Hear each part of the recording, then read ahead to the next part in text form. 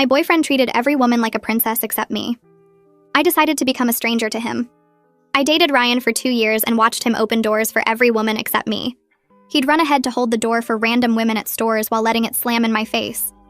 He'd help female coworkers carry boxes while watching me struggle with groceries. He'd pull out chairs for waitresses but let me seat myself. He'd compliment strangers on their outfits while telling me I looked fine when I spent hours getting ready. When I mentioned it, he'd say I didn't need special treatment because we were past that phase and real love meant being comfortable. He said other women needed kindness because they weren't as secure as me. The coffee shop we went to every morning became my daily torture. Ryan would chat with the barista Melissa for 10 minutes about her art degree and her cat, and her weekend plans while I stood behind him holding both our laptops. He'd remember her birthday and bring her flowers.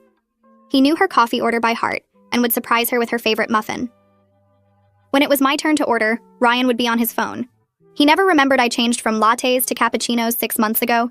He never noticed when I stopped ordering anything because it hurt too much to watch him care about a stranger more than me. His coworker Jessica needed rides when her car broke down, and Ryan volunteered immediately. He'd leave early to pick her up with coffee and breakfast. He'd take detours to show her scenic routes. He'd play her favorite music and adjust the temperature so she was comfortable. When my car wouldn't start, Ryan told me to take the bus because he had an important meeting. I took an expensive rideshare while he drove past me with Jessica laughing in the passenger seat where I used to sit before she needed rides. At restaurants, Ryan would notice when other women's water glasses were empty and flag the server. He'd recommend dishes to women at nearby tables. He'd send drinks to groups of women celebrating birthdays. But he'd forget to order my appetizer and eat his entire meal, while mine came out cold because the kitchen forgot, and he didn't notice I wasn't eating. He'd be too busy making sure the woman at the next table got extra napkins to see I'd been waiting 20 minutes for silverware. His friend's girlfriend Amy mentioned she collected vinyl records, and Ryan spent 3 months hunting down a rare pressing of her favorite album for her birthday. He drove 2 hours to get it and had it professionally framed. For my birthday, he grabbed a gift card from the pharmacy on the way to my party. It still had the price sticker on it and was for a store I never shopped at. He said gift cards were practical and I was too old for romantic gestures. Amy got a 3-paragraph birthday post about how she brought light into the world. I got a text that said happy birthday with no punctuation. The gym was the worst because Ryan would spot for any woman who asked, spending 40 minutes helping them perfect their form. He'd write workout plans for them and text them encouragement. He'd bring extra water bottles for women who forgot theirs. When I asked him to help me with weights, he said I should figure it out myself because independence was important. He watched me struggle with equipment I didn't understand while explaining proper deadlift technique to a woman who hadn't even asked for help. She had perfect form already, but Ryan insisted on demonstrating with his hands on her waist for guidance. Valentine's Day broke me completely.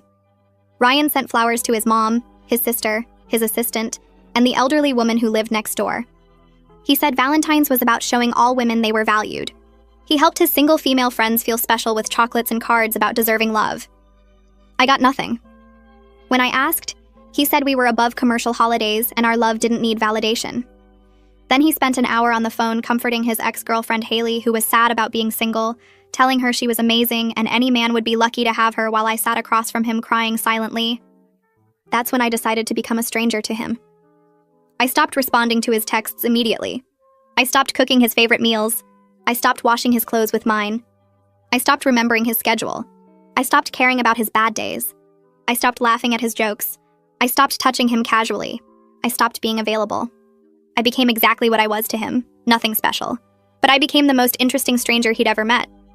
I'd dress up and go out without telling him where. I'd have long phone conversations in another room laughing at jokes he couldn't hear. I'd leave the house early and come back late without explanation. I'd be polite but distant, treating him like a roommate I barely knew. Ryan started noticing immediately. He'd ask where I was going, and I'd say out the same way he'd say fine when I asked how I looked. He'd try to hold my hand, and I'd pull away, saying I needed space to be comfortable. He'd want to talk about us, and I'd be too busy helping strangers, opening doors for everyone at the store, carrying groceries for elderly people, complimenting random women on their shoes. I became the person he was to everyone else while treating him like he treated me. Within 2 weeks, Ryan was desperate. I grabbed my purse off the kitchen counter, and Ryan appeared in the doorway, blocking my path like he used to stand in front of other women to hold doors open for them. He asked where I was going, and his voice had this edge I'd never heard before, something between worried and demanding. I told him I was meeting a friend and kept walking, forcing him to step aside. He followed me down the hallway asking which friend, asking where we were going, asking when I'd be back. I stopped at the front door and looked at him the way he used to look at his phone when I asked how I looked before dates. I set out and watched his face do this thing where his mouth opened slightly, and his eyebrows pulled together. He reminded me about all those times he told me about his long talks with Melissa at the coffee shop, except he never actually told me anything. He just had them while I stood there holding laptops like his assistant. He tried to say that was different, but I was already opening the door. He asked if he could come with me, and I said no, the same way he said no when I asked to join him and his coworkers for drinks last month. I walked to my car and he stood in the doorway watching me leave without saying goodbye. The next morning, I got to the coffee shop 15 minutes before our usual time. Ryan was still looking for parking when I walked in and saw Melissa behind the counter doing that thing where she ties her apron and tucks her hair behind her ear at the same time. I went straight to the counter instead of waiting for Ryan like I used to. Melissa looked surprised to see me alone, and I asked about her art show that was supposed to open next week. Her whole face lit up, and she started telling me about the gallery space she found, and how she'd been working on this series of paintings about urban isolation. I complimented her new haircut, which was shorter on one side and had these purple streaks that caught the light. She touched it self-consciously and said she just got it done yesterday. I asked what inspired her paintings, and she launched into this whole explanation about feeling disconnected in crowded spaces. I nodded and asked questions about her process and her favorite pieces. She seemed almost confused that I was actually listening and engaging instead of standing silently behind Ryan while he monopolized her time. She told me about the opening reception and said I should come. I said I'd try to make it and meant it. Through the window, I saw Ryan finally find a parking spot 3 blocks away. Ryan rushed in looking flustered and walked straight to where I usually stood behind him in line. But I was already at a table near the window, not our usual corner booth where we always sat. I had my coffee in front of me, a cappuccino I'd ordered and paid for myself, and I was scrolling through my phone with this small smile because Valeria had sent me a funny meme about workplace dynamics. Ryan stood at the counter looking between me and Melissa with his mouth slightly open. He tried to order for both of us the way he used to, saying he'd get my usual, but Melissa pointed at me already sitting down with my drink. He ordered just for himself and kept glancing at me like he was waiting for me to explain. I didn't look up from my phone. He brought his coffee to my table instead of our usual spot, and sat down across from me without asking. I kept scrolling. He asked why I didn't wait for him, and I said I was thirsty. He asked why I was sitting here instead of our usual table, and I said this spot had better light. He tried to start a conversation about his morning, but I just made these small acknowledging sounds without actually engaging. His coffee got cold while he tried to figure out what was happening. At work that afternoon, Valeria stopped by my desk and did this double take. She asked if I got new clothes, and I looked down at my outfit like I was just noticing it myself.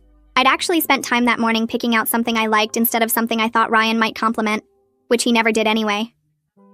Valeria said I looked really put together and asked if something changed. I told her I was just trying to dress for myself instead of hoping someone else would notice. She got this knowing look on her face and sat on the edge of my desk. She said she'd noticed I seemed different lately, lighter somehow. I realized she was right. I'd been putting effort into my appearance because it made me feel good, not because I was waiting for Ryan to say something nice. He used to tell random women at restaurants that their dresses looked great, while telling me I looked fine when I wore something new. Valeria asked if things were okay with Ryan, and I said they were complicated. She nodded like she understood without needing more explanation. She invited me to lunch later that week, and I said yes immediately, instead of checking if Ryan had plans first. My phone started buzzing during my afternoon meeting. I had it face down on the table, but I could feel it vibrating every few minutes. When the meeting ended, I checked and saw 17 texts from Ryan, all asking about my evening plans. The first few were casual, asking what time I'd be home. Then they got more specific, asking if I wanted to do dinner. Then they got almost frantic, asking if I was mad at him. I waited until the end of my workday to respond. I typed busy tonight and sent it without any other explanation or emoji or softening language. 3 dots appeared immediately showing he was typing. They disappeared and reappeared 4 times. Finally, he sent back asking busy with what. I put my phone in my bag without responding. He used to give me these exact same vague non-answers when I asked about his plans. He'd say he was going out and wouldn't tell me where until I asked 3 times. He'd say he was meeting people and wouldn't say who until I felt like I was interrogating him.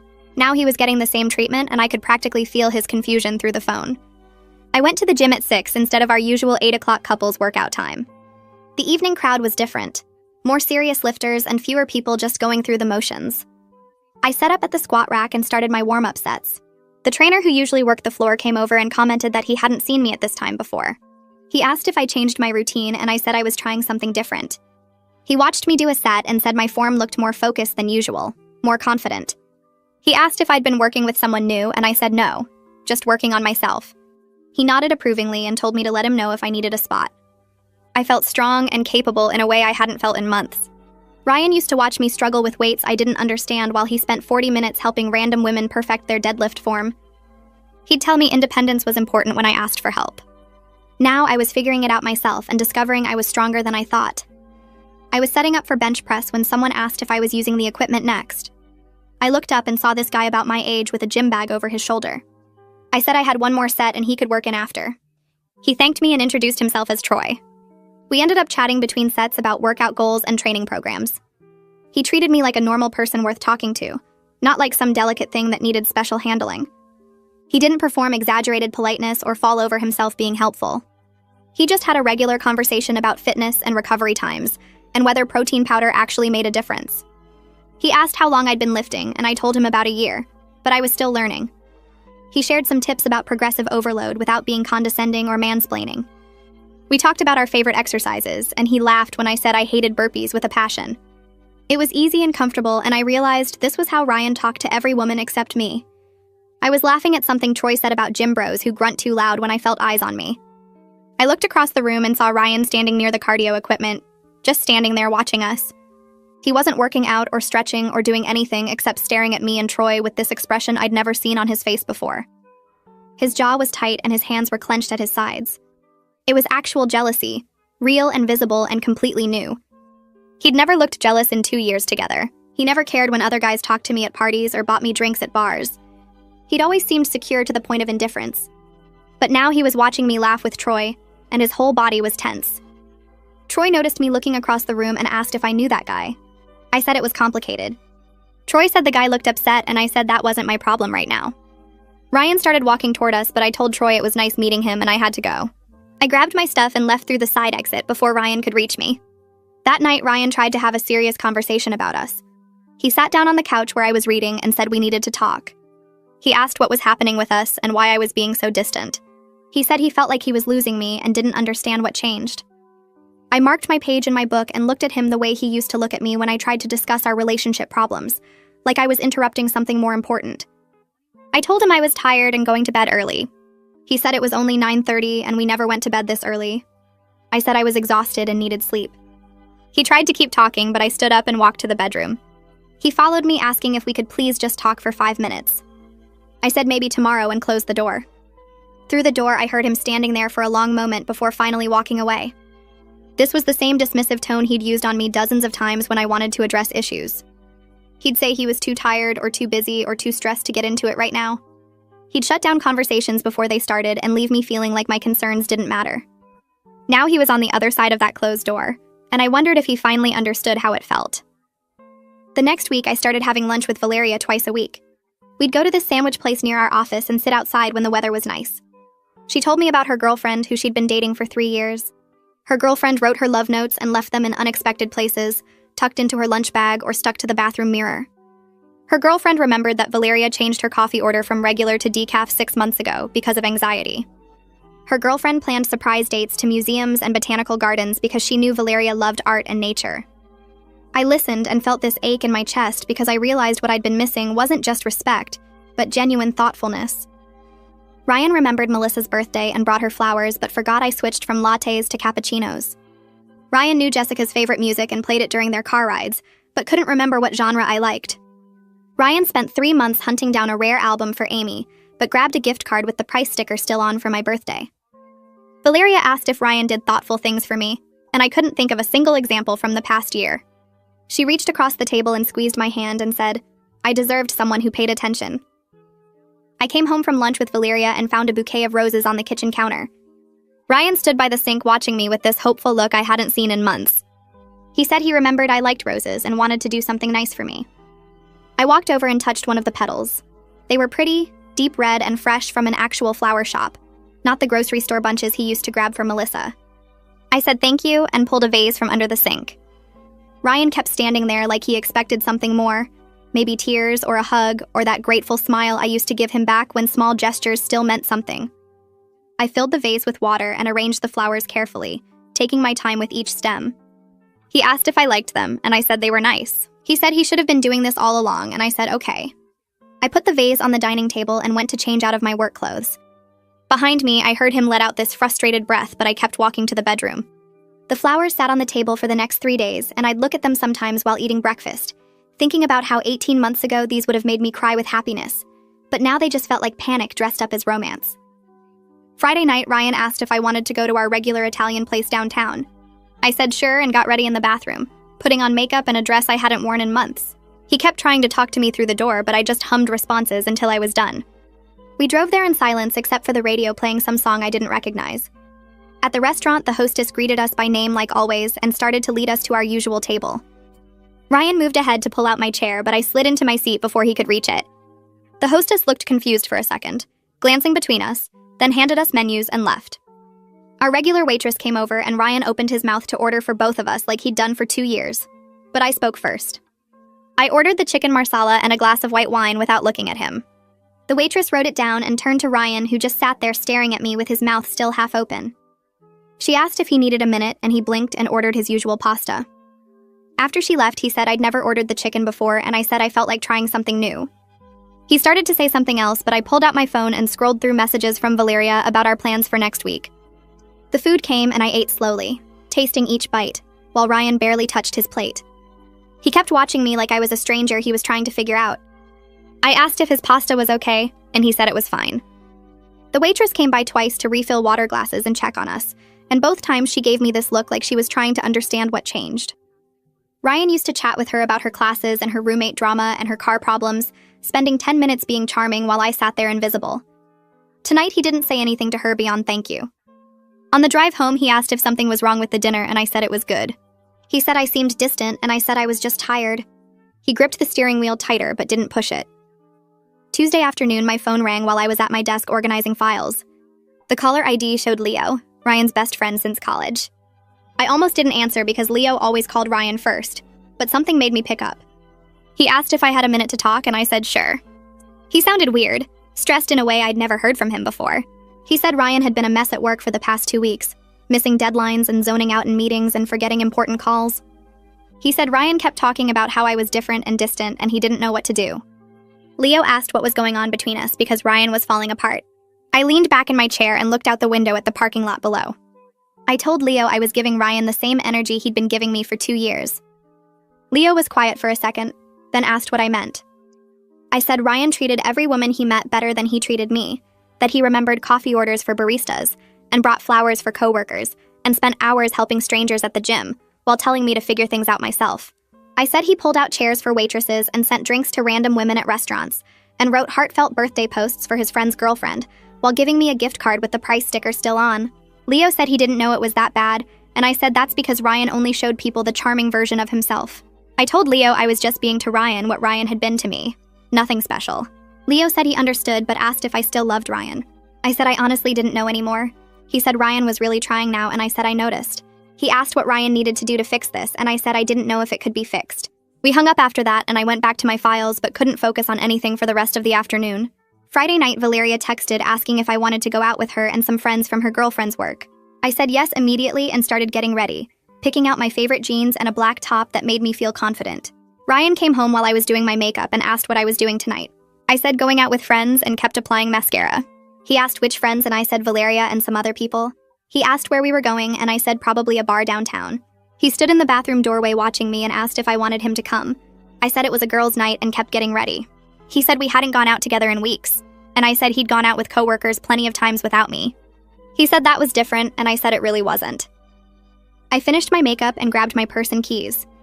He followed me to the front door asking what time I'd be home, and I said I wasn't sure. I left before he could say anything else. At the bar, Valeria introduced me to her girlfriend's coworkers, 3 women around our age who were funny and easy to talk to. We got drinks and found a table in the corner and talked about everything except relationships. One of them told this story about her boss that had us all laughing, so hard I had to wipe tears from my eyes. I felt lighter than I had in months, like I could breathe deeper. Around 9, I took a group photo of all of us laughing and posted it to social media with no caption. My phone started buzzing almost immediately. Ryan called once, twice, 3 times, 4 times. I let it go to voicemail every time. Around 10:30, I finally texted back saying I was having fun and not to wait up. He responded immediately asking who I was with and when I was coming home. I put my phone on silent and ordered another drink. I got home just after midnight and found every light in the apartment on. Ryan was sitting on the couch, still dressed in his work clothes from earlier. He stood up when I walked in and asked where I'd been. I set out with friends like I told him.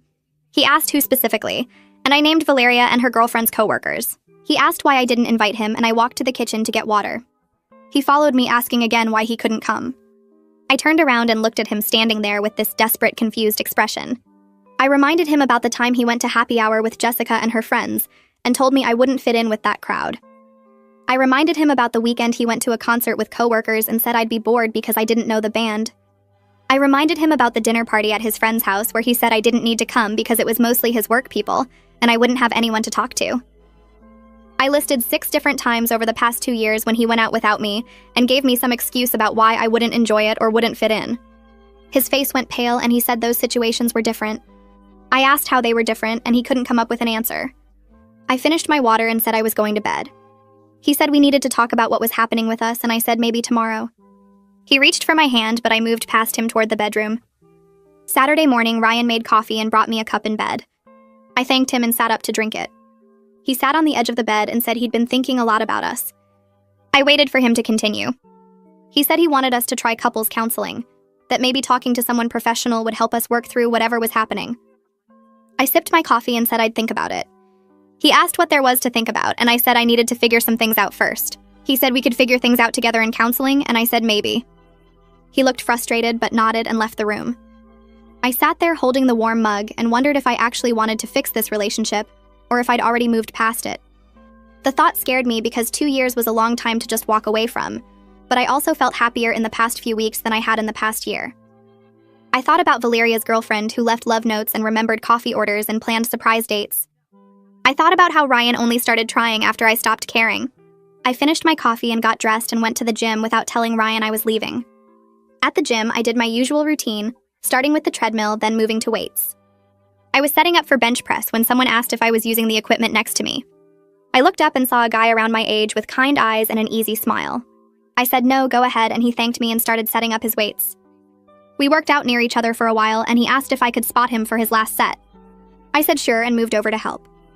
After he finished, he introduced himself as Troy and thanked me for the spot.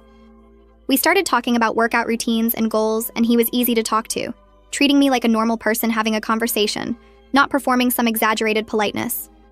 He asked if I came to this gym regularly, and I said I'd been coming more often lately. He said he'd noticed me around but didn't want to interrupt my workouts. We talked for another 10 minutes about different training methods, and then he asked if he could get my number to maybe work out together sometime.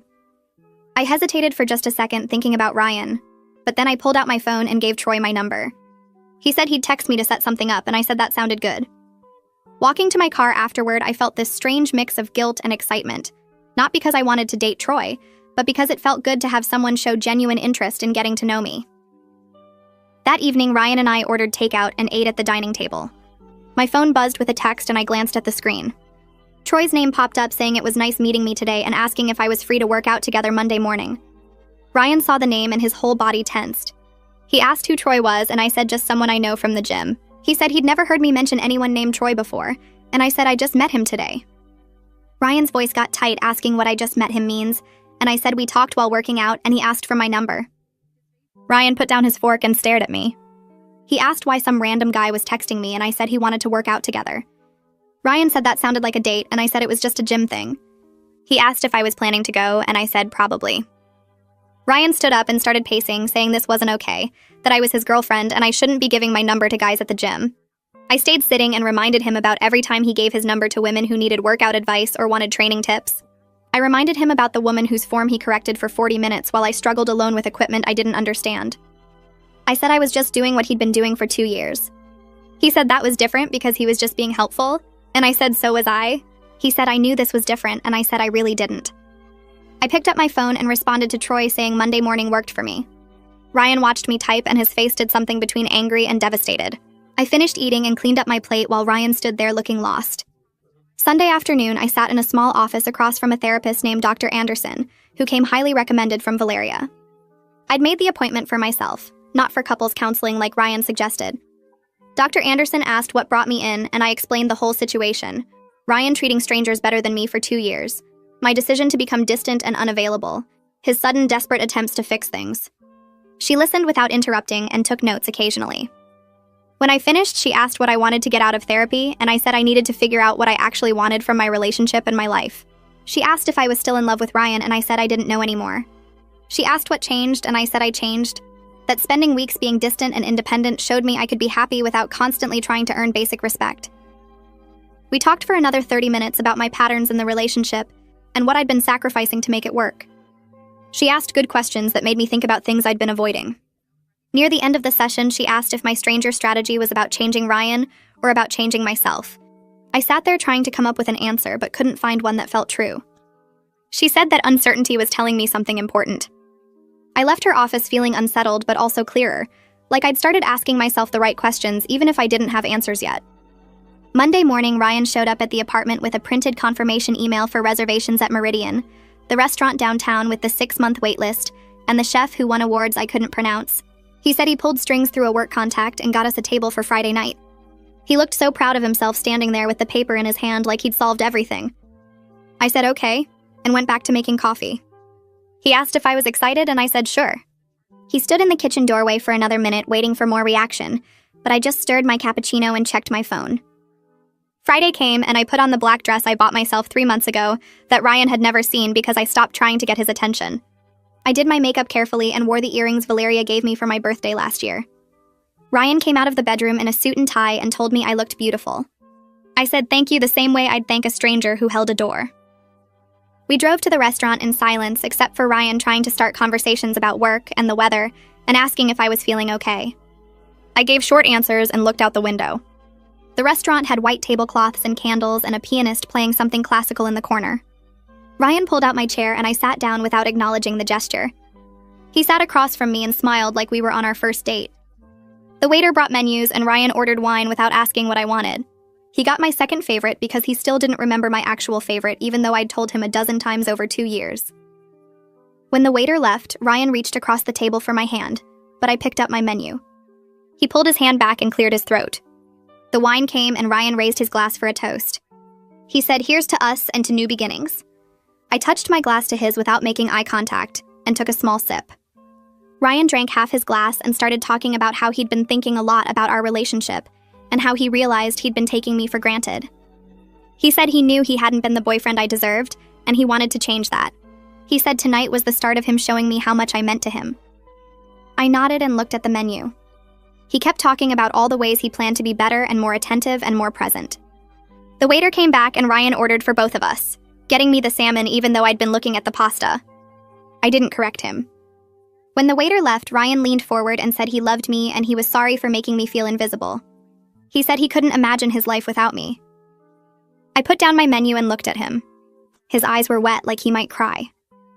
I thought about Amy's 3-paragraph birthday post about bringing light into the world. I thought about my text that said happy birthday with no punctuation. I thought about the rare vinyl record he drove 2 hours to find and had professionally framed. I thought about the pharmacy gift card with the price sticker still on it. Ryan was still talking about how much he loved me and how he was going to prove it every day. Our appetizers arrived and I picked up my fork. Ryan watched me take a bite and asked if I liked it. I said it was fine. He asked what I was thinking, and I said I was thinking about the food. His face did something between hurt and frustrated, but he didn't push. The main courses came, and Ryan kept trying to restart the conversation. He asked about my day, and I said it was fine. He asked about work, and I said it was busy. He asked if I'd talked to Valeria lately, and I said yes. He was running out of questions. Halfway through the meal, he put down his fork and said he needed to know if we were going to be okay. I finished chewing and took a sip of water. I said I appreciated the effort he was putting in with the restaurant and the speech about loving me. I said I could tell he was trying. He looked relieved, like I was about to say everything was forgiven. I said I needed time to figure out what I wanted. His face changed. He asked how much time, and I said I didn't know. He asked what that meant for us, and I said I didn't know that either. He asked if I still loved him, and I said I was trying to figure that out too. He sat back in his chair like I'd pushed him. He asked if this was still about the stranger thing and if I was punishing him. I said it wasn't about punishment. I said it was about figuring out if I could be with someone who had to lose me to see me. He opened his mouth and closed it. He picked up his wine glass and drained it. The waiter came by to check on us, and Ryan waved him away. We finished eating in silence. Ryan paid the bill and we walked to the car. He tried to hold my hand in the parking lot, and I put mine in my coat pocket. The drive home was quiet, except for the radio playing something I didn't recognize. Tuesday at lunch, Valeria and I sat in the break room with our salads from the place across the street. She asked how the fancy dinner went, and I told her about Ryan's speech and the expensive restaurant, and how I felt nothing when he pulled out my chair. She asked how I felt about feeling nothing, and I said I didn't know. She put down her fork and looked at me. She said I seemed different lately. She said I seemed lighter somehow, like I wasn't carrying as much weight. I thought about that. She was right. Even with everything feeling uncertain and painful with Ryan, I wasn't waking up every morning wondering if today would be the day he finally noticed me. I wasn't spending energy trying to earn basic attention. I wasn't making myself smaller to fit into his comfortable relationship. Valeria said she'd watched me over the past month become more myself. She said when we first started having lunch together, I barely talked about my own interests because I was so used to putting Ryan's stuff first. She said now I had opinions about movies and books and weekend plans that had nothing to do with him. I realized she was right about that too. I'd been so busy being distant from Ryan that I'd accidentally found myself again. Valeria asked if I thought Ryan could really change, and I said I thought he believed he could. She asked if that was enough, and I said I didn't think so. She nodded and ate her salad and didn't push me to explain more. The next few days, Ryan kept doing things he should have been doing for 2 years. He texted me good morning every day. He asked about my meetings at work. He remembered I had a dentist appointment and asked how it went. He brought home my favorite takeout without me asking. He did the dishes without being reminded. He asked what I wanted to watch on TV instead of just putting on sports. He planned a museum trip for the weekend because he remembered I mentioned wanting to see the new exhibit. Every single thing felt calculated. I could see him thinking through each gesture like he was following instructions from a How to Save Your Relationship article. He'd ask about my coffee order at the shop, and I knew he was testing himself to see if he remembered I switched to cappuccinos. He'd compliment my outfit and wait for my reaction like he was checking a box. He'd offer to carry my bag and watch to see if I noticed. It all felt like a performance instead of genuine care. The Ryan who spent 3 months hunting down Amy's rare vinyl record did it because he wanted to make her happy. This Ryan was doing nice things because he was scared of losing me. I could tell the difference, and it made everything feel hollow. Saturday morning, I met Sienna for coffee at the place 2 blocks from our building. She was waiting at a corner table with 2 cups already ordered. Sienna was in her 50s with gray hair she didn't bother dyeing and a direct way of talking that I appreciated. She asked how things were going with Ryan, and I gave her the short version about the stranger strategy and his desperate attempts to fix everything. She listened without interrupting and nodded in places like she'd heard this story before. When I finished, she said she'd been married twice and divorced twice. She said the first time she stayed too long waiting for her husband to change. She said he did change for about 6 months and then went right back to his old patterns, because the change was about keeping her, not about actually being different. She said the second time she left as soon as she saw the same signs because she'd learned that sometimes people can change, but you have to decide if you want to be the one who waits around to see if the change sticks. She asked if Ryan had ever treated me well consistently, or if the beginning of the relationship was also full of him being better to other women. I thought back to our first few months. Ryan had been attentive and thoughtful at first. He remembered details and planned dates and made me feel special. Then around month 4 or 5, he started relaxing into what he called real love. That's when the door holding for strangers started. That's when the elaborate gifts for other women began while I got practical presents. Sienna said that sounded like he knew how to do the work, but chose not to once he felt secure. She said that was different from someone who genuinely didn't know better. She finished her coffee and told me whatever I decided was okay, but I should decide based on what I deserved, not on what Ryan promised. Monday morning at the gym, Troy was doing pull-ups when I walked in. He finished his set and came over to where I was setting up at the squat rack. He asked if I wanted to grab dinner sometime. I said I was technically still in a relationship, but it was complicated. He said he understood complicated. He said he'd still like to take me to dinner when I was ready. No pressure. Just as a chance to get to know each other better outside the gym. I said I'd think about it. He smiled and said that was fair and went back to his workout. I watched him walk away and thought about how easy it was to talk to him. He didn't perform politeness or treat me like I needed special handling. He just talked to me like a regular person he found interesting. I finished my workout and Troy was leaving at the same time. We walked to the parking lot together and he asked about my week. I told him about work stuff, and he actually listened and asked follow-up questions. When we got to my car, he said he hoped I'd take him up on dinner whenever I was ready. I said I'd let him know. He said take your time and got in his truck. I sat in my car for a minute before starting the engine. That night, I told Ryan I needed to stay at Valeria's place for the weekend. I said I needed space to think about everything without him right there trying to fix things constantly. His face went pale. He asked if I was breaking up with him, and I said I was taking a weekend to think. He said that sounded like breaking up. I said it was taking space. He started talking fast about how we could work through this together. and I didn't need to leave. He said leaving would just make things worse. He said he was scared I wouldn't come back. I saw real fear in his eyes for the first time since this whole thing started. Part of me felt bad. Most of me felt nothing. I said I'd be back Sunday night and we could talk then. He asked if he could call me, and I said I'd rather he didn't. He asked if he could text, and I said once a day was fine. He looked like I'd told him something terrible. I packed a bag while he sat on the bed watching me fold clothes. He asked if this was really necessary, and I said yes. He asked what he was supposed to do all weekend, and I said whatever he wanted. He said he wanted to be with me, and I said that wasn't an option right now. I zipped my bag and walked to the door. Ryan followed me. He said, "Please don't go." I said I'd see him Sunday. He stood in the doorway while I walked to my car. I could feel him watching me drive away. Valeria's apartment was smaller than ours, but felt more peaceful. She'd made up the couch with clean sheets and put out towels for me. She asked if I wanted to talk about it, and I said not yet. She said that was fine and put on a movie neither of us really watched. I lay on her couch that night and stared at the ceiling. My phone was on the coffee table, and I could see the screen light up with a text from Ryan. I didn't read it. Valeria came out in her pajamas around 11 and asked if I needed anything. I said I was okay. She said goodnight and went back to her room. I fell asleep easier than I had in months. No knot in my stomach about what version of Ryan I'd wake up to. No wondering if today would be the day he'd remember I existed, before he remembered every other woman around him. Just quiet and space and my own thoughts. I woke up Saturday morning to sun coming through Valeria's windows and the smell of coffee brewing. She was already up making breakfast. I came into the kitchen and she handed me a mug. She asked how I slept, and I said better than I had in a year. She said that told me something important. I knew what she meant. We ate breakfast and didn't talk about Ryan. We talked about her girlfriend and my job and the book club Valeria wanted to start. We went for a walk around the neighborhood and got lunch at a place I'd never been. We came back and watched TV and ordered pizza for dinner. The whole day felt easy. My phone buzzed once with Ryan's daily text. I read it but didn't respond. He said he missed me and he was thinking about everything he wanted to say when I got back. He said he loved me. I put my phone face down and went back to the movie Valeria had put on. Sunday morning, I woke up without the knot in my stomach. That's when I knew. Not because I'd had some big realization or emotional breakthrough. Just because my body wasn't tight with stress the way it had been every morning for the past year. I'd been living with that feeling so long I thought it was normal. 2 nights away from Ryan and it was gone. That told me everything I needed to know about what the relationship had been costing me. Valeria made coffee again and I sat at her kitchen table looking at my phone. Ryan had sent another text at midnight. He said he couldn't sleep and he kept thinking about all the ways he'd messed up. He said he finally understood that he'd been treating me like I was already one instead of someone he needed to keep choosing every day.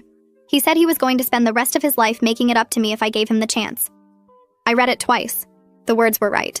He was saying all the things I'd wanted to hear for 2 years. But I noticed something. Every sentence was about his realization, his understanding, his growth, his plan to make it up to me. Nothing about the 2 years of pain he'd put me through. Nothing acknowledging what it felt like to watch him treat strangers better than his girlfriend. Nothing about how I'd felt invisible and unimportant and dismissed. Just Ryan processing his own journey to figuring out he'd been wrong. I showed the text to Valeria. She read it and handed my phone back without saying anything. I asked what she thought, and she said it didn't matter what she thought. She said I already knew what I needed to do. I said I didn't know. She said yes, I did. She was right. I knew. I drove to my therapist's office on Tuesday morning and sat in the waiting room checking my phone. Ryan had sent 3 texts overnight. I didn't read them. My therapist called me back and I sat in the same chair I'd been sitting in for 6 weeks. She asked how the weekend at Valeria's went, and I told her about sleeping without the knot in my stomach. She asked what that meant to me, and I said I didn't know yet. She waited. I looked at the clock on her wall and watched the second hand move. I said I didn't know if I was keeping distance because I needed to protect myself, or because I'd already left emotionally and just hadn't said it out loud yet. She asked which one scared me more, and I realized both answers terrified me. Admitting I was protecting myself meant I still cared enough to get hurt. Admitting I'd already left meant 2 years were actually over, and I'd been pretending they weren't. She asked what staying would look like, and I couldn't picture it. She asked what leaving would look like, and I saw myself in a different apartment with different routines, and a life that didn't include Ryan. That image didn't make me sad. It made me feel lighter. I left her office and drove home. When I opened the apartment door, the smell of cooking hit me. Ryan was in the kitchen. The whole place was spotless. He'd scrubbed the bathroom and vacuumed and put away all the stuff that usually sat on the counter. He'd bought flowers and put them in a vase on the table. He turned around when I came in and smiled, but his eyes looked worried. He said he made my favorite pasta and got the bread I liked from the bakery across town. He'd bought ingredients for the breakfast I always made on Sundays. The coffee I switched to 6 months ago sat on the counter next to the machine. I put my bag down and looked at everything he'd done. I felt tired, not touched, not grateful, just exhausted. This was what normal looked like. This was baseline partnership. Remembering my coffee order and cleaning the apartment and cooking dinner shouldn't be grand gesture territory. It should be Tuesday. I sat at the table and he brought over plates. We ate and he asked about my day, and actually listened to my answer. He asked if the pasta was okay and I said it was good. He looked relieved. After dinner, he did the dishes without being asked. I sat on the couch and turned on the TV. He came and sat next to me, but not too close. He was trying so hard and all I felt was tired. The doorbell rang Thursday evening. Ryan opened it and Leo walked in. He looked at both of us and said he wanted to talk. We sat in the living room and Leo didn't waste time. He told Ryan he'd been a terrible boyfriend. He listed things. The way Ryan treated me at the coffee shop, the rides he gave Jessica, the vinyl record for Amy, the Valentine's Day phone call with Haley. He said Ryan made me invisible for 2 years, and now he was shocked that I'd disappeared. Ryan started to say something, and Leo held up his hand. Then Leo turned to me. He said Ryan was genuinely trying now. He said he'd never seen Ryan this scared or this committed to changing. He said he believed Ryan finally understood what he'd done wrong. I listened and nodded. I told Leo I appreciated his honesty. I said I knew Ryan was trying. But I also said this decision wasn't about Ryan's effort. It was about what I deserved. Leo asked what I meant, and I said I deserved someone who treated me well from day one, not someone who figured it out when I was already gone. Leo didn't argue. He looked at Ryan and shook his head. He said he didn't know what else to say. He left and Ryan and I sat in silence. Ryan asked if I'd made up my mind, and I said not yet. He asked how long I needed, and I said I didn't know. Saturday morning, I went to the coffee shop alone. Melissa was working. The place was quiet. I ordered my cappuccino, and she made it without Ryan there to chat with her for 10 minutes first. I asked if she had a minute to talk, and she looked surprised but said sure. We sat at a table by the window. I told her I was thinking about breaking up with Ryan. She put down her coffee. She said she'd wondered when I'd had enough. I asked what she meant, and she said it was always weird watching Ryan talk to her while I stood there holding laptops. She said if her boyfriend acted like that, she'd have been furious. She said she felt uncomfortable sometimes, but Ryan never seemed to notice I was waiting. She asked why I stayed so long, and I said I kept thinking he'd change back to how he was at the beginning. She said people don't change back, they just show you who they really are. We talked for an hour. She told me about her ex who made her feel small. She said leaving was the hardest thing she'd ever done, but she wished she'd done it sooner. When I left the coffee shop, I felt clearer. My phone rang Sunday afternoon. Unknown number. I almost didn't answer. When I did, a woman's voice said my name and asked if I had a minute. I said yes. She said she was Ryan's mother. I sat down. She'd never called me before. In 2 years, she'd never called me directly. She said Ryan told her what was happening. She said she wanted to apologize. I didn't say anything. She said she raised her son better than this. She said she was sorry he made me feel invisible. She said she didn't know it had been so bad for so long. She said if her husband had treated her that way, she'd have left. She wasn't calling to ask me to stay. She wasn't making excuses for Ryan. She just wanted me to know she was sorry. When we hung up, I sat with my phone in my hand. Her apology meant more than Ryan's. It wasn't asking for anything back. Monday morning, I woke up and made coffee. Ryan was still asleep. I sat at the kitchen table and watched the sun come up.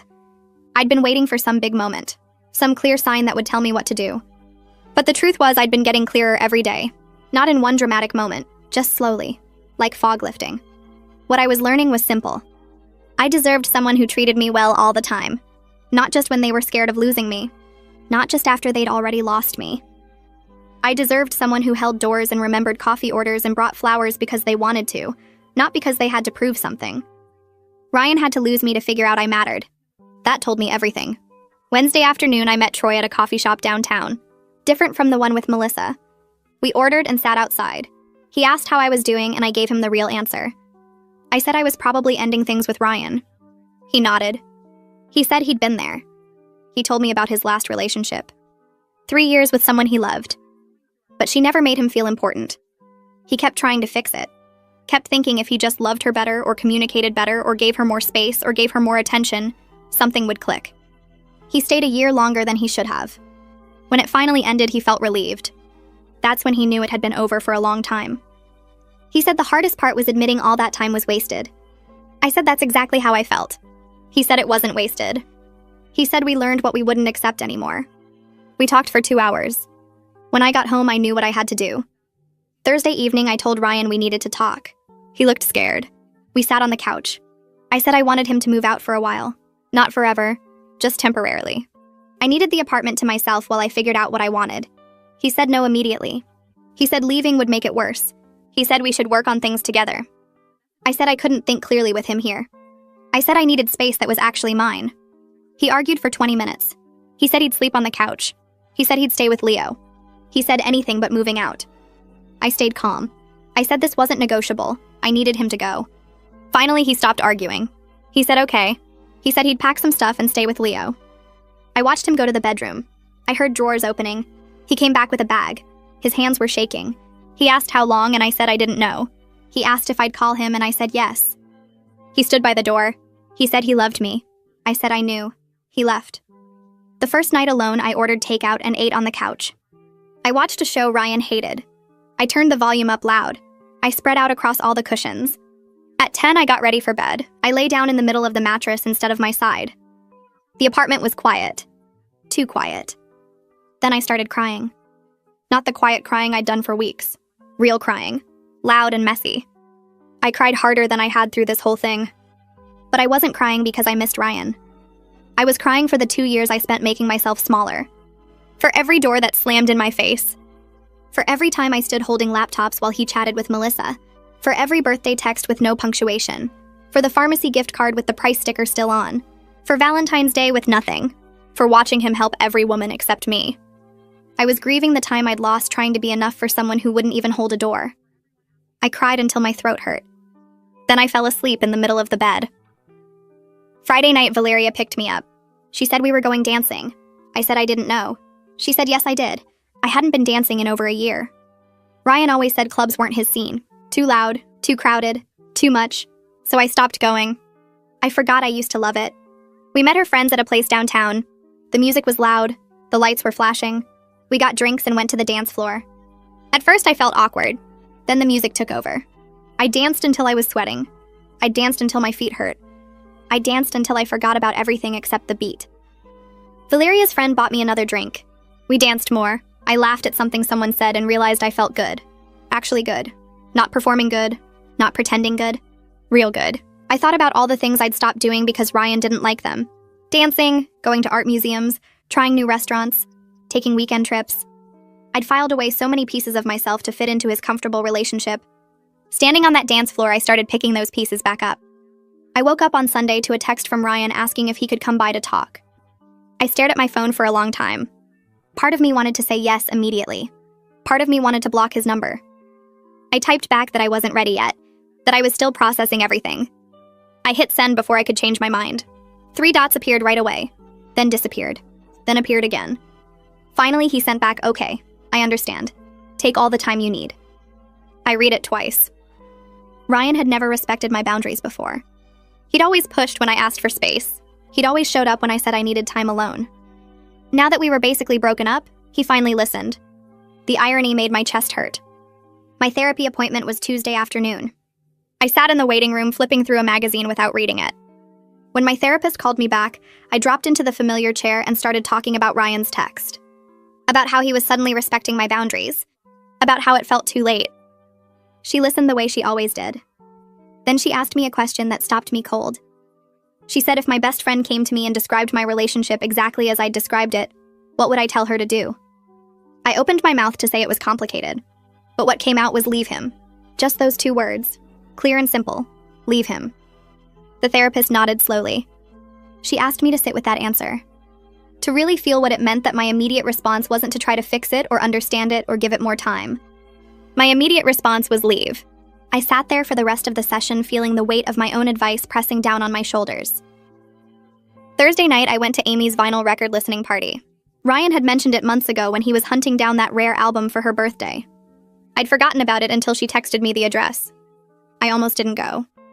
But then I thought about how I'd spent 2 years skipping things because Ryan wouldn't enjoy them. or wouldn't want me to go alone. I put on jeans and a nice top and drove to Amy's apartment across town. When she opened the door, her face showed surprise. She looked behind me like she expected Ryan to be there. I told her we were taking a break. She invited me in and got me a drink. Later, when we were standing by her record collection, she said something that stuck with me. She said she always thought Ryan and I seemed mismatched, that she could never figure out what we had in common besides the relationship itself. I asked her why she never said anything. She shrugged and said people don't want to hear that kind of thing until they're ready to hear it. I listened to records for another hour and drove home feeling lighter than I had in weeks. Friday at the gym, Troy was doing pull-ups when I walked in. He waved and finished his set. When he came over, he asked if I wanted to go hiking next weekend. Just as friends, he added quickly. I said yes without thinking about it, without wondering if Ryan would be okay with it, without checking my calendar to see if Ryan and I had plans. Just yes. Troy smiled and said he'd text me the details. I went to do my workout and realized halfway through that I hadn't asked Ryan's permission for anything in weeks. I hadn't needed his approval. I hadn't waited for him to decide if something was okay. I'd just lived my life. The person I was becoming didn't ask permission to exist. Saturday morning, I sat at my kitchen table with a notebook and 2 pens. One blue, one red. I drew a line down the middle of the page. At the top of the left column, I wrote reasons to stay. At the top of the right column, I wrote reasons to leave. I started with the stay column because it felt harder. I wrote that Ryan was trying now, that he was in therapy, that he understood what he did wrong, that 2 years was a long time to throw away, that he said he loved me, that maybe people could change. When I ran out of things to write, I had 6 items. All of them were about potential, about what might happen if I gave him another chance. I switched to the red pen and started on the leave column. I wrote that he made me feel invisible for 2 years, that he remembered Melissa's birthday but not my coffee order, that he gave Jessica rides with breakfast while I took the bus, that he spent 3 months finding Amy's perfect gift and grabbed my birthday present at a pharmacy, that he sent Valentine's flowers to everyone except me, that he only started trying when I became a stranger, that I'd spent a month discovering who I was without him, and I liked her better. When I ran out of things to write, I had 15 items. All of them were about reality, about what actually happened. I stared at both columns for a long time. I knew which one mattered more. Sunday afternoon, my phone rang with Ryan's number. I almost didn't answer, but I picked up on the 4th ring. He asked if he could take me to dinner to talk. Really talk. I said yes because I owed us both a real conversation. We made plans for Tuesday night. I spent Monday feeling calm instead of anxious. I didn't rehearse what I'd say. I didn't plan how to fix things. I just existed in the quiet certainty of knowing what I needed to do. That calm told me everything I needed to know about my decision. Tuesday evening, I met Ryan at a restaurant we'd never been to before. Neutral ground. He was already there when I arrived, sitting at a table by the window. He stood up when he saw me. He'd gotten a haircut. He was wearing the shirt I always said looked good on him. We sat down and ordered drinks. For a few minutes, we made small talk about work and the weather. Then Ryan took a deep breath and said he'd been in therapy too. That his therapist helped him understand he'd treated me like I was already one and stopped trying. That he took me for granted because I was always there. That he gave other women attention because it felt good to be needed, but he never thought about how it made me feel to watch it. He said he understood now that he'd made me invisible, that he was sorry, that he wanted to do better. I listened to all of it. I appreciated his honesty. It was more self-awareness than he'd shown in 2 years. But I also knew that understanding didn't erase anything. It didn't give me back the mornings I stood holding laptops while he chatted with Melissa. It didn't replace the birthday text with no punctuation. It didn't undo Valentine's Day. Understanding was just the beginning of change, not proof that change had happened. I put down my fork and told Ryan I thought we needed to break up. The words came out steady and clear. I said I'd spent the last month discovering who I was without constantly trying to earn basic respect. That I'd remembered what it felt like to take up space without apologizing. That I'd made friends who actually wanted to spend time with me. That I'd done things I enjoyed without checking if he'd approve. That the person I was becoming deserved more than someone who had to almost lose her to see her. Ryan's face crumpled. He reached across the table for my hand, but I pulled back. Not mean, just clear. Ryan started crying. Real tears, not just watery eyes. He asked for another chance. He said he was different now. That therapy was helping.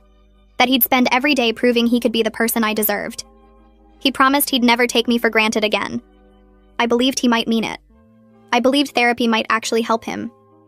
But I also knew I was different now, too. The person I'd been a month ago might have said yes to another chance. The person sitting across from him now knew better. I told him I believed he was trying, but I didn't want to go back to being the person who accepted scraps and called it love. We spent the next hour talking about practical things. The apartment lease was in both our names, but I said I'd find somewhere else.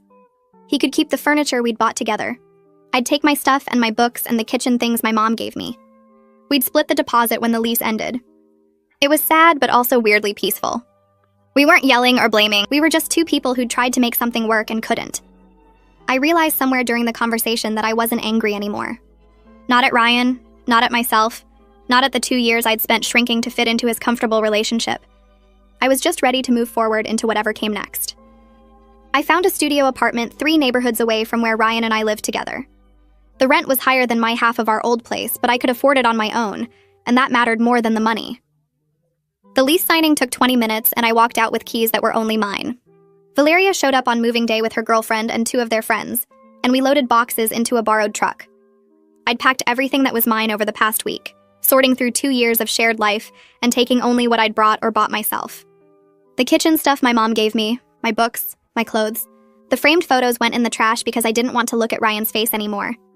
Valeria carried my mattress down 3 flights of stairs while I brought boxes of dishes. Her girlfriend assembled my bed frame in the new place while I unpacked books onto empty shelves.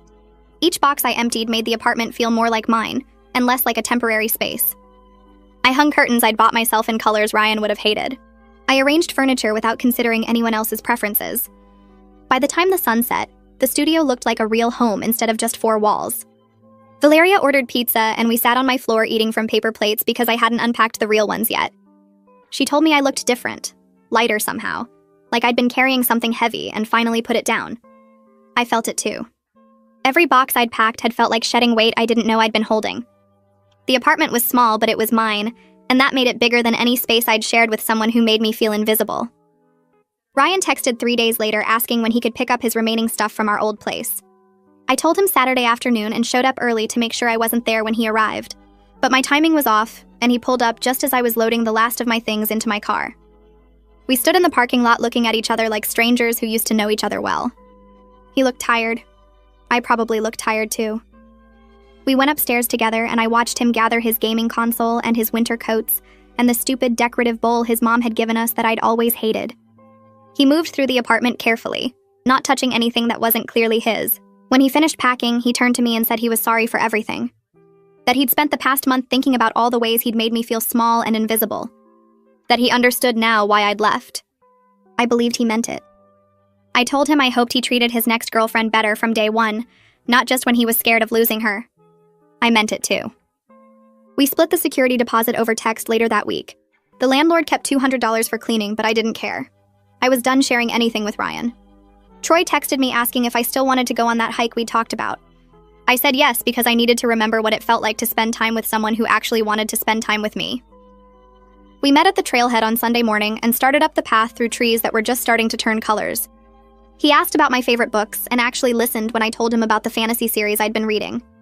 He asked follow-up questions about the characters and the plot and seemed genuinely interested in my answers. We talked about music and movies and places we wanted to travel. He told me about his job and his family and his terrible apartment with the radiator that clanked all night. It was easy and comfortable and fun. When we stopped for water at the halfway point, he asked if I was seeing anyone, and I told him honestly that I'd just gotten out of a 2-year relationship. He said he figured as much, but he wanted to be clear that he'd like to take me out for real when I was ready. I appreciated his honesty. I told him I wasn't ready to date him or anyone, but I liked spending time with him as friends. He smiled and said friends were good, and we kept hiking. On the way down, I realized I wasn't thinking about Ryan or analyzing Troy's every word for hidden meaning. I was just existing in the moment with someone who treated me with basic respect, and it felt good. The coffee shop looked the same as always when I walked in Tuesday morning. Melissa was behind the counter, and her face lit up when she saw me. She came around and hugged me and asked where I'd been for the past month. I told her I'd been figuring some things out. She poured my cappuccino without me having to order, and I realized she'd always known my drink order even when Ryan didn't. She asked about Ryan, and I told her we'd broken up. She nodded slowly and said she'd noticed he hadn't been coming in anymore.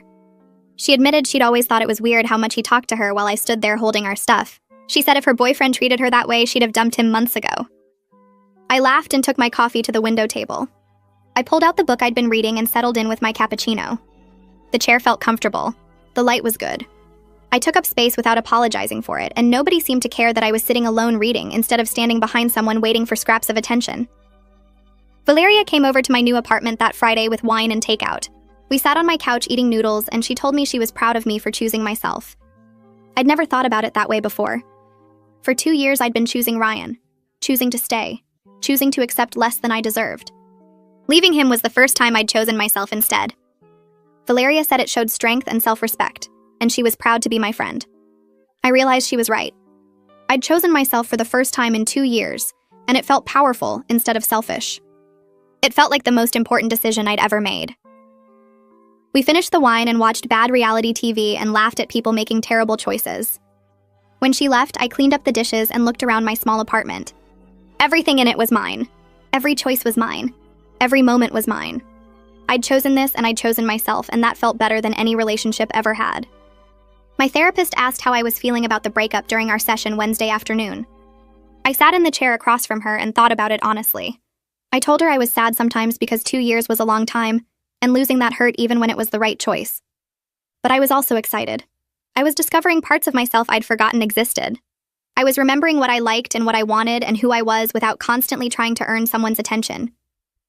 She smiled like she'd been waiting for me to get here. She said growth was uncomfortable but necessary, and I was doing the hard work of becoming myself again. I left her office feeling lighter. The sadness was real, but so was the excitement, and I was learning to hold both at the same time. The gym felt different now that I went at my own time instead of coordinating with Ryan's schedule. I showed up Thursday evening, and Troy was already there doing pull-ups. He waved and came over when he finished his set. We worked out together, talking between exercises about nothing important. He spotted me on bench press and didn't make it weird or condescending. He just helped when I needed it, and stepped back when I didn't. The trainer came over while I was doing squats and commented that I seemed really happy lately. I realized she was right. I was happy. Not fake happy or performing happy, but actually genuinely happy. I thanked her and finished my set and caught my reflection in the mirror. I looked strong and confident and present. I looked like myself. 3 months had passed since I'd started treating Ryan like a stranger. I was living alone in my new apartment, getting ready to go out with friends. I'd picked an outfit I loved without thinking about whether anyone else would like it. Black jeans and a green top that made my eyes look brighter. I did my makeup the way I wanted it. I looked in the mirror and felt good about what I saw. Nobody needed to notice or compliment me because I felt good for myself. My phone buzzed with texts from Valeria saying they were downstairs. I grabbed my jacket and keys and locked my apartment door behind me. The hallway was quiet. My footsteps echoed on the stairs. I walked out into the cool evening air and saw Valeria's car waiting at the curb. She honked and waved, and I jogged over and climbed in. We drove toward downtown with music playing and everyone talking over each other. I looked out the window at the city lights and felt completely present in my own life. I thought about Ryan sometimes, usually when something reminded me of our old routines or when I passed places we used to go together. I hoped he really did learn something from what happened between us. I hoped he was in therapy working on himself. I hoped his next girlfriend got the version of him that tried from day one instead of the version that took her for granted until she disappeared. But mostly I thought about how close I'd come to spending my whole life with someone who made me feel invisible. How close I'd come to accepting that as normal. How close I'd come to forgetting who I actually was underneath all the shrinking and accommodating and hoping. I was grateful I'd become a stranger to him because it helped me remember who I was. It helped me remember I deserved more than scraps. It helped me remember I was worth consistent effort and genuine care. The stranger strategy had started as revenge, but it ended as rescue. I'd rescued myself. Life was really good now. I was dating casually, going out with different people, and figuring out what I actually wanted instead of just accepting what someone offered. I was focusing on my friendships, spending time with people who genuinely cared about me. I was working on my career, taking on projects I'd been too drained to pursue when I was constantly trying to earn Ryan's attention. I was learning that the right person would treat me well from the beginning, not just when they were afraid of losing me. I was learning that love shouldn't require strategy or performance or becoming a stranger to get basic respect. I was learning that I'd rather be alone than invisible. I was never settling for less than that again. The apartment was quiet when I got home that night. I kicked off my shoes and washed my face and climbed into bed that was only mine. The sheets were cold, but they'd warm up. Everything was exactly how I wanted it. I closed my eyes and fell asleep knowing I'd chosen right. I'd chosen myself, and that choice had saved me.